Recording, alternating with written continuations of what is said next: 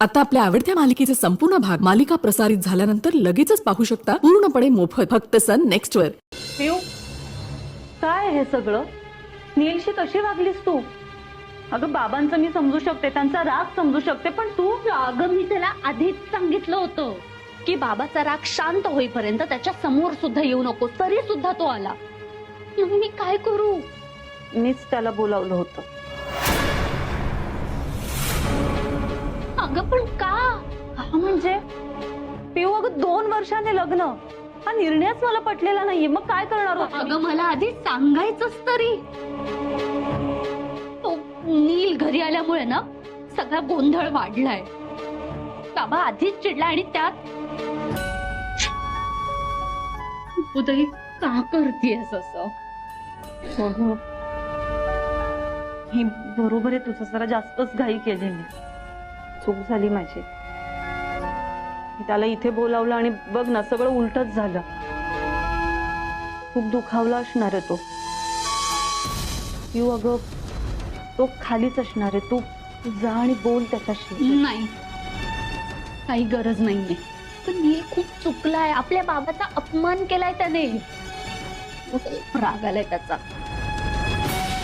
खरं तर मीच माफी मागायला हवी, मी आलेच। उदय थांब,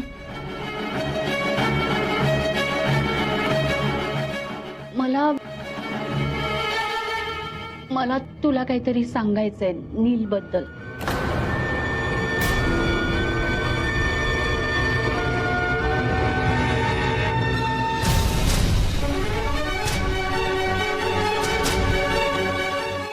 उदय, पिऊ,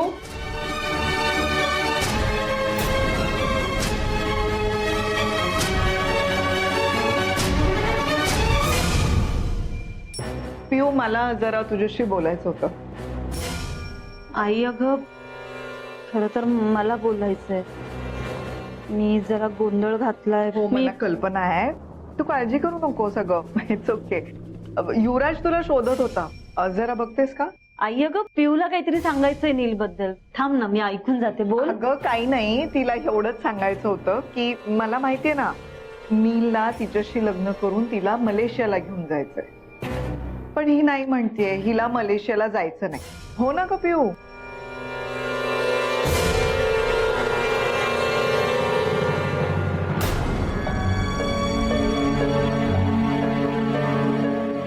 हो, हेच सांगायचं होतं अगं। अगं पण म्हणजे इथे राहायचं का तिथे, यासाठी 2 वर्ष? अप्पू, मी बोलते तिच्याशी आणि समजवते तिला, ठीक आहे? तू नको ना काळजी करूस, जा जा, युवराज शोधतोय, जा। बरं ठीक आहे।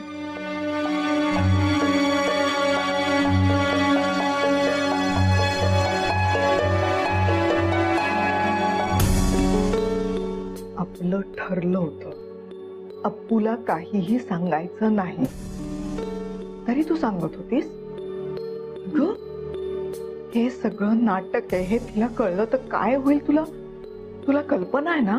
अगं मी तिला कधीच काहीच सांगणार नव्हते, पण तिने आज माझ्या मोबाईल मधून नीलचा कॉन्टॅक्ट शोधून काढला, त्याला कॉन्टॅक्ट केला आणि आज तिनेच त्याला इथे बोलवलं होतं। तिने? हो, तू उदयला ओळखतेस ना? अगं तिने आज आमच्या लग्नाचं मनावर घेतलंय। ती जर आज नीलला इथे बोलवू शकते तर आमच्या दोघांचं लग्न होण्यासाठी वाटेल ते करू शकते। मंजू, हे सगळं आता सांगायला हवं, खरं काय ते सगळं सांगून टाकायला हवं उदयला। शेवटी ती बाबाची मुलगी आहे अगं, हट्टी गौतम जहागीरदारांची मुलगी, जे ठरवेल तेच करेल। माझं ऐक, मला असं वाटतंय बाबा आत्ता नीलवर खूप चिडलेत, त्यामुळे अप्पू इतक्यात विषय नाही काढणार, कळतंय तुला?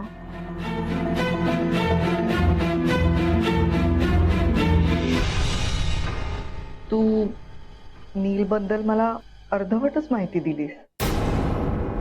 त्याचं तुझ्यावर प्रेम आहे, त्याने तुला प्रपोज केलंय, हे नाही सांगितलंस? तो लाख प्रपोज करेल ग मला, पण माझ्या मनात त्याच्याविषयी काही फिलिंग्स नकोत का? आणि हे बघ, माझा तो फक्त एक मित्र आहे, मित्र म्हणून आवडतो मला, बस एवढंच, बाकी काही नाही. आणि मी हे सगळं त्याला क्लिअर केलंय.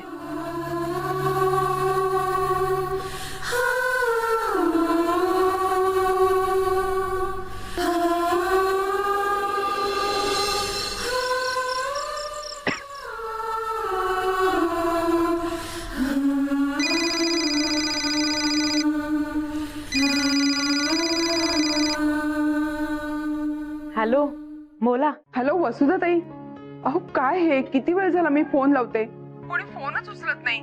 सगळं ठीक आहे ना तिकडे? पूजा नीट पार पडली ना? काय ना, सगळा गोंधळ हे दोन वडील घालताय. पण लक्ष्मीताई आपली बायकांची एकी आहे की नाही, हा? त्यामुळे तुम्ही काही काळजी करू नका, सगळं नीट पार पडलंय. खरंय, खरं तर मला खूप यायची इच्छा होती हो पूजेला, पण नाही जमलं. आमचे हे, आता काय सांगू तुम्हाला, जमदग्नीचा अवतार झालेत नुसते. त्यांची निराशा झाली आहे. प्रिया सून म्हणून हवी होती आणि असं. बरं, तुम्हाला काहीतरी सांगायचंय. अहो काल रात्री आम्ही युवराज आणि अर्पिताची खोली सजवली होती आणि आज सकाळी दोघं खूप खुश होते. अगं बाई, खरंच का? खर तर त्यांची पहिली रात्र आमच्या घरात घडायला हवी होती, पण ठीक आहे, काही हरकत नाही. मी माझ्या येणाऱ्या नातवंडांची वाट बघेन. नात येणार आहे, नात. मला खात्री आहे शुभीताईच येणार आहे. हो, मला माझ्या घरात नात आलेली खूप आवडेल. बर, ठेवू आता?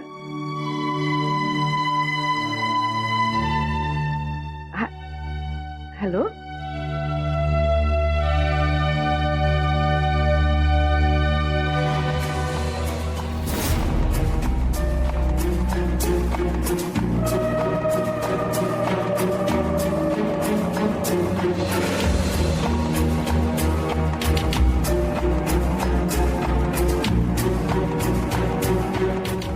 बघितलंस दादा, यांची नातोंडांची तयारी सुद्धा सुरू झाली. तू फक्त स्वप्न बघत होतास घरभर तिजोऱ्या भरण्याची, पण काय झालं? पदरात ती दळिद्री अपशकुनी अर्पिता आली आणि आता तर तिला मूल झालं, त्याला सुद्धा तुलाच पोसावं लागणार. कारण ते जहागीरदार आहेत ना, ते तिच्या तोंडावर 1 रुपया सुद्धा फेकणार नाहीत.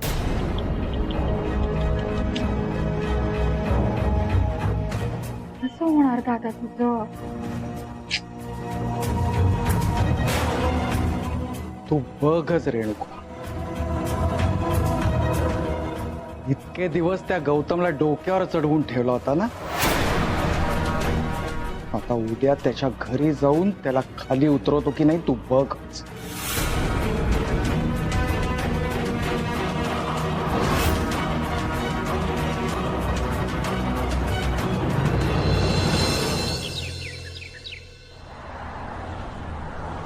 जहागीरदार साहेब, हो गौतम जहागीरदार, कुठे आहात? बाहेर या.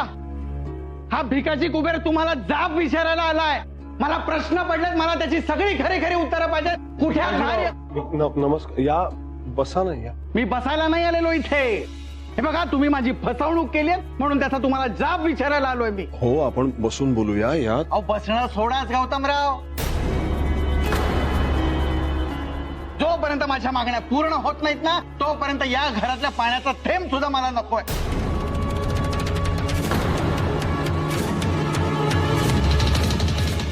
तुम्ही मला शेवटचं सांगा गौतमराव, तुम्ही माझ्या मागण्या पूर्ण करणार आहात का नाही? पण मला कळू तर त्यात ना आधी तुमच्या मागण्या, म्हणून म्हणतोय बसून बोलूया.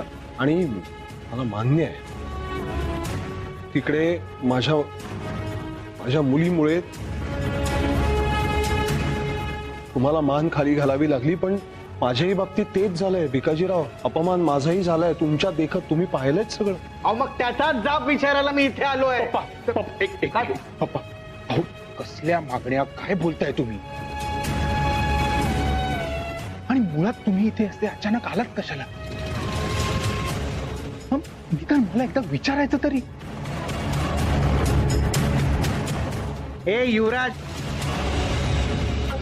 मी तुझा बाप आहे का तू माझा बाप आहे रे?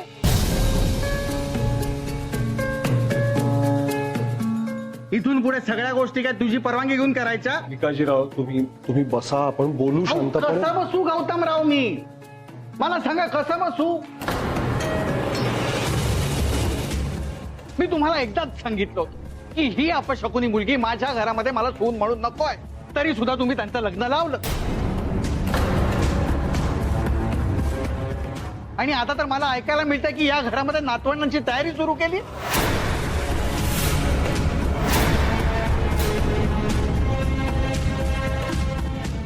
नातवंड? हो, मी माझ्या बायकोशी बोलताना ऐकलंय. हो, ते असंच गमती जमतीमध्ये. आई साहेब, गमती जमतीमध्ये एकदा फसवणूक झाली आहे माझी, दुसऱ्यांदा नाही होऊ देणार मी. हे काय लग्न आहे? याला मी लग्नच मानत नाही. माझी शुद्ध फसवणूक केली आहे गौतम जहागीरदारांनी. हे बघा जहागीरदार साहेब, तुम्ही तुमच्या अपशकुनी मुलीला तुमच्याकडे ठेवून घ्या आणि माझ्या युवराजला माझ्याकडे परत करा. अहो अहो काय बोलताय तुम्ही? असं कसं शक्य आहे? रीतसर लग्न झालंय त्यांचं. अहो भिकाजीराव, अर्पिता यांचीच मुलगी आहे.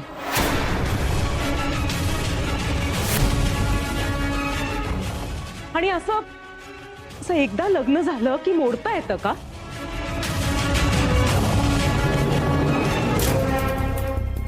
हे बघा, अर्पिता तुमच्या घरात आली ना की ती खूप भरभराट होईल हो तुमच्या घरची. कसली भरभराट?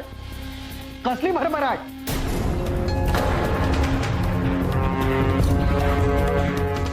ज्या मुलीला स्वतःच्याच घरामध्ये अपशकुनी मानलं जातं ती दुसऱ्यांच्या घरात काय भरभराट करणार आहे?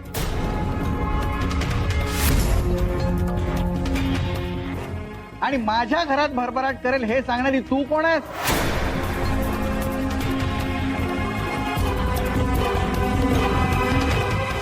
मी तुझ्याशी बोलतोय? मी गौतमरावांशी बोलायला आलेलो आहे. तुझा मध्ये बोलायचा संबंध नाहीये. हे बघा गौतमराव, तुम्ही तुमच्या आवडत्या मुलीबरोबर माझ्या युवराजचं लग्न जमवलं आणि ऐनवेळी भर लग्नामध्ये तुम्हाला न आवडणाऱ्या अपशकुनी मुलीबरोबर लग्न लावून दिलं. हा कुठला न्याय?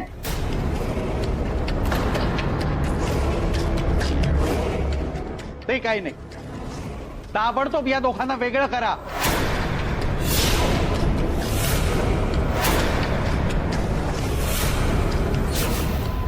भिकाजीराव आता प्लीज जरा ऐकून घ्याल माझे. मला माहितीये तुम्हाला हे लग्न मान्य नाहीये, मलाही नाहीये.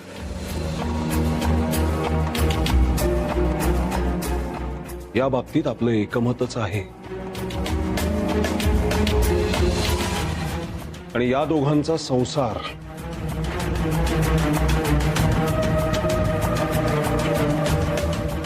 पुढे सुरू होणार नाही याची खबरदारी मी घेतली.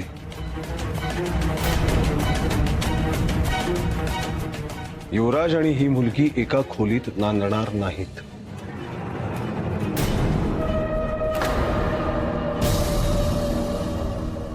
आणि ही जबाबदारी मी काल रात्रीच पार पाडली. मी स्वतः युवराजला त्याच्या खोलीत सोडले.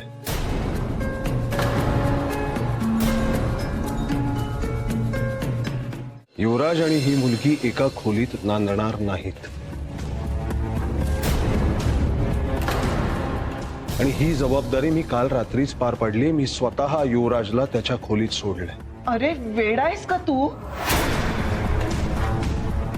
नवीन जोडप्याला एकमेकांपासून वेगळं केलंस? हो हो कारण तेच योग्य आहे आई. नाहीये युवराजला हे लग्न मान्य, मनाविरुद्ध झालंय त्याच्या. त्यामुळे या लग्नाला तसाही काही अर्थ नाहीये.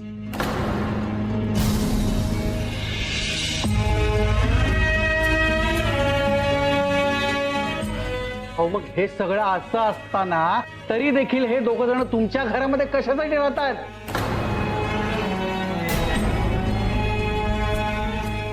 हे पहा गौतमराव, उद्या ह्या मुलीमुळे जर का माझ्या युवराजच्या आयुष्यात काही बरं वाईट घडलं, उद्या तो मेला, तर माझा वंश तिथेच संपेल गौतमराव.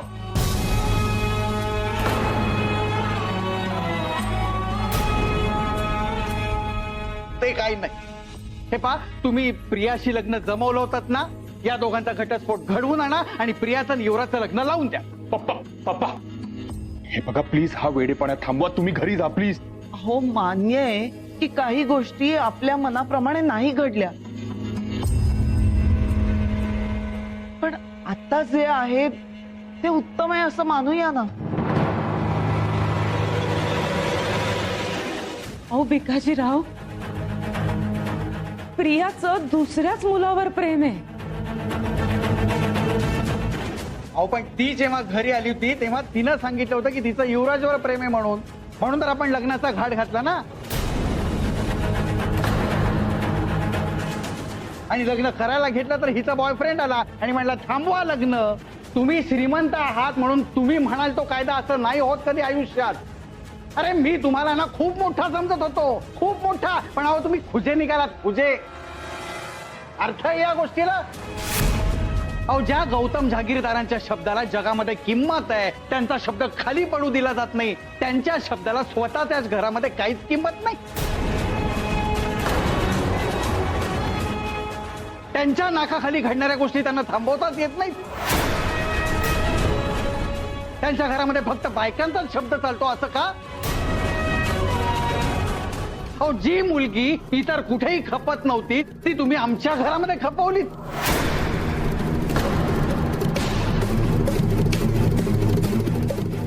एवढीच जर का ती नकोशी होती मुलगी तर ती जन्माला आली तेव्हाच तिला मारून टाकायचं होतं किंवा विहिरीत टाकून द्यायचं होतं. आमच्या घरामध्ये का लादलीत तिला? अहो जहागीरदार साहेब, हा भिकाजी कुबेर आहे ना, खूप छोटा आहे तुमच्या, तुम्ही खूप मोठे आहात. पण तरी देखील तुम्हाला एक प्रश्न विचार. ही मुलगी तुमच्या पहिल्या मेलेल्या बायकोची मुलगी, जी तुम्हाला नकोच. पण मग त्याच मेलेल्या बायकोची ही बहीण तुम्हाला हवी हवीशी का? भिकाजीराव फार बोलताय आता.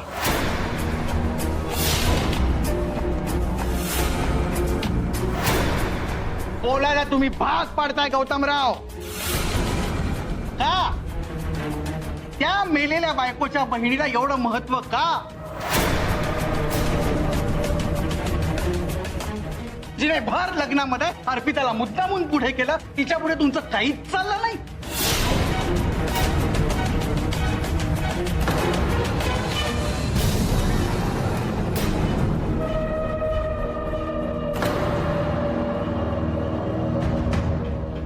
एवढं महत्व का दिलं? बायको मेली तरी बायकोची बहीण घरामध्ये राहते असं कुठे असतं का? पप्पा बस. तुम्ही चला चला, मी तुम्हाला घरी सोडून येतो. अरे चला. चला काय चला? पाहिलंच या पोरीचा. अरे घरात आल्या तिनं तुझ्या माझ्यामध्ये पोट पाडली.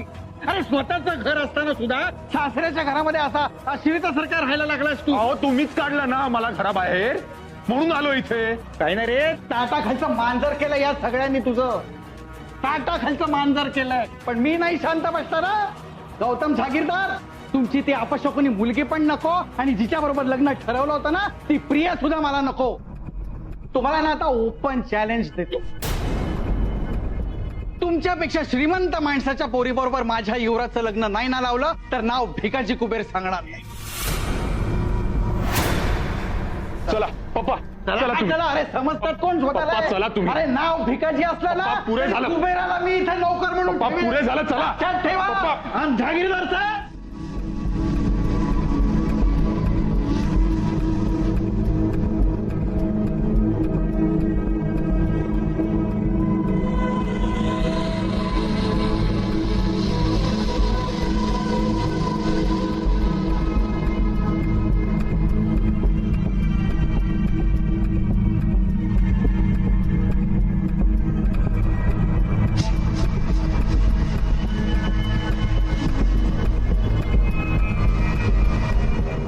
चला पप्पा तिचा माग पप्पा. आला येणार रे. अहो, पप्पा. हा? हे म्हणते यांच्याशी पप्पा. लग्न करते यांच्याशी पप्पा लग्न चला ना करते. हो ना तू अहो पप्पा थांबवा हे सगळं. अहो कसे वागतात तुम्ही प्लीज इथून निघून जाओ. नाही मला कळतंय तुमचं खरं दुःख काय ना ते कळतंय मला. तुम्हाला प्रिया सून म्हणून हवी होती पण तुमची खरी नजर तिच्या पैशांवर होती. तुम्हाला वाटलं असणार की गौतम सरांची लाडकी मुलगी आहे, माझं आणि तिचं लग्न झालं तर तुम्ही सुद्धा खऱ्या अर्थाने कुबेर व्हाल, पण तसं झालं नाहीये पप्पा. अहो तुमचं कधीच माझ्यावर प्रेम नव्हतं, प्रियावरही प्रेम नव्हतं. तुमचं प्रेम होतं ते फक्त तिच्या पैशांवर. नाही नाही, मुळात प्रेम हा शब्दच तुम्हाला लागू होत नाही. तुम्हाला ना लोभ आहे पैशांचा. म्हणून पप्पा अजूनही वेळ गेलेली नाहीये, सुधारा स्वतःला. नाही मला माहितीये तुम्ही आता जो काही वर ड्रामा केलात ना त्याचं कारण तुमचं अर्पितावर राग आहे म्हणून नाही. तुमचा राग ह्या गोष्टीवर आहे की तुमचं श्रीमंतीत लोळण्याचं स्वप्न कसं मोडलं. युवराज, तू जरा शांत राहा ना, ऐक ना. पप्पा प्लीज तुम्ही त्यांचं बोलणं मनावर घेऊ नका. मी माफी मागते तुमची, प्लीज. बंद कर तुझी नाटकं. आज तुझ्यामुळे युवराजला त्याच्या बापापेक्षा तुझा बाप महत्वाचा वाटतोय. हे फक्त तुझ्यामुळे होत. अहो पण तुम्ही इथे येऊन सरांवर वाटेल ते घाणेरडे आरोप कराल ते मी ऐकून घ्यायचं का. बापाचा पाण उतारा करतो. इतका माणूस तो महत्वाचा वाटला तुला. असं काय केलं ना त्या माणसाने तुझ्यासाठी. स्वतः 2 लग्न केली, 2 पोरी जन्माला घातल्या, त्यातली एक अपशकुनी, दुसरी प्रेमाची लफडी करणारी. प्रेम एका बरोबर, लग्न दुसऱ्या बरोबर. अरे भर लग्नामध्ये तुझ्या बापाचा झालेला अपमान तुला दिसत नाही. त्या माणसाचा इतका गुलाम झालास तू. पप्पा हे बघा प्लीज तुम्ही प्लीज शांत व्हा ना. हे तू तर मध्ये बोलूच नकोस. तुझ्यामुळे तुझी आई मेली, पण युवराजच्या बाबतीत तसं झालेलं मला चालणार नाही. काहीही करीन पण युवराजला वाचवीन. आणि आता वाटेल ते करीन, पण तुम्हाला दोघांना एकमेकांपासून वेगळं करेन. पप्पा आम्हाला आता देव सुद्धा वेगळं करू शकत नाही. तुम्ही बघाच, मी आपल्या घरात तेव्हाच परत येईन जेव्हा तुम्ही माझा आणि अर्पिताचा नवरा बायको म्हणून स्वीकार कराल आणि आम्हाला मानाने परत बोलवा. तो दिवस कधीच येणार नाही युवराज. तू एकटा घरी परत येशील. बघच कुणाचा शब्द खरा ठरतो. बाबा